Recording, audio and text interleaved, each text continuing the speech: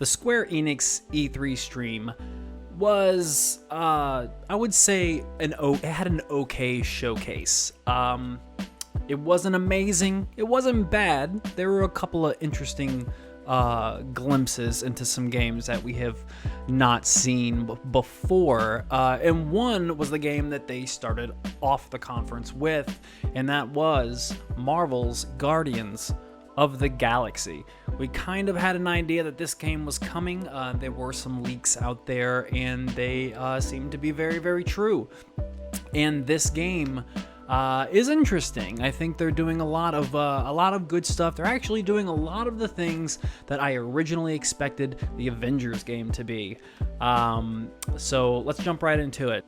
So this is a single-player, story-driven action-adventure game where you play as none other than Star-Lord himself, Peter Quill, as you and the rest of the Guardians of the Galaxy team get together and go on crazy adventures and fight a whole bunch of enemies. So interesting thoughts here. So this seems to be a very, very linear game, which I think is fine for a game like this. It doesn't need to be open world. We don't have to have these huge open zones. Another thing that kind of fits the bill is the overall energy of this game. It definitely shares the DNA that James Gunn has given the Guardians of the Galaxy with the MCU films, and that's all there. Like, they definitely are giving their own spin on James Gunn's vision of Guardians, very similar to what the Avengers did. There's clearly a lot of pulls and draws about these characters from the MCU.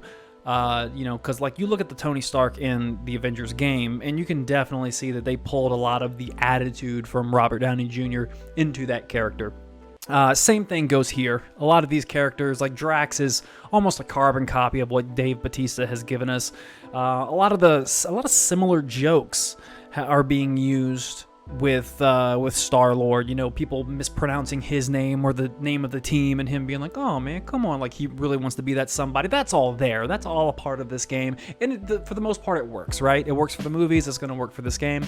And this game's really going to utilize a lot of those conversations going back and forth because decision making is apparently a big part of this game.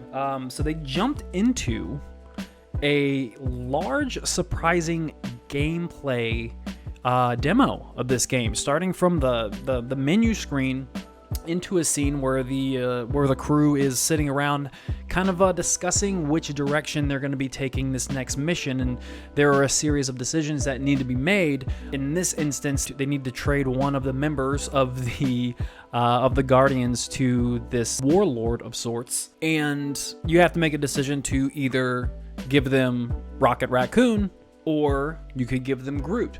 And apparently there are gameplay differences. Now, how big these decisions are, how much they affect the overall plot, like leading into the end of the game, like the third act, I'm not sure. The big decisions that we saw so far kind of show that they mainly affect that specific mission. There was one moment where Peter makes a decision to either have Drax throw Rocket across a canyon or not to.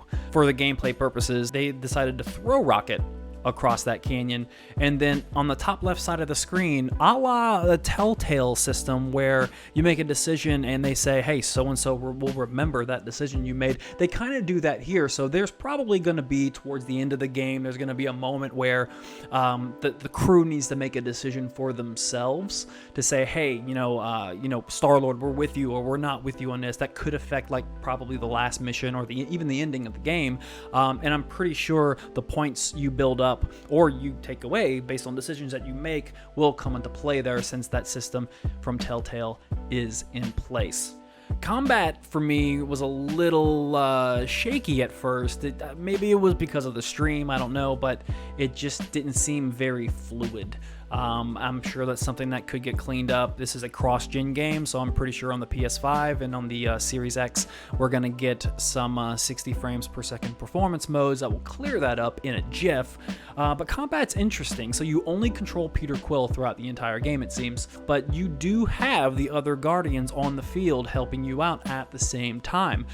Kind of similar to Final Fantasy 15, whether you see that as a good or bad thing, where your friends are always on the field with you. do. They're always attacking and helping out with these enemies, which do kind of seem very bullet spongy, so we'll see how that turns out. But at any time, Peter Quill has a weapon wheel on his bottom right-hand side of the screen, and he has a set of abilities, and all these abilities are tied to other members of the Guardians.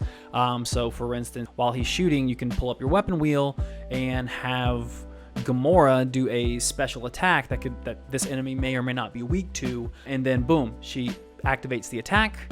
There's a cooldown, and then you can go back to fighting or using other members as abilities. So I kind of like this format. I like Final Fantasy 15 personally, so I think that this could be a very, very interesting use of combat. It just has kind of like a Final Fantasy feel to it, kind of similar to what Final Fantasy 7 Remake is doing, what we saw with 15.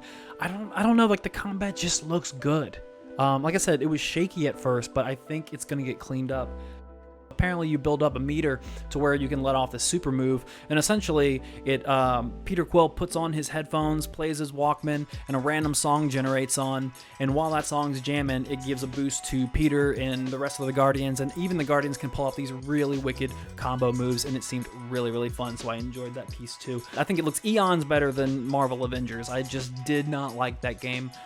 So this game, just off the bat being a single player focused game, I think helps it a lot. So overall, this game looks really exciting. I'm kind of pumped for it. It's definitely on my radar. Look, I'm a Marvel shill. I love anything Marvel. So we did get a date, surprisingly. This is October 26th, 2021. So fingers crossed that there is no delay on this one, and we'll see how it turns out.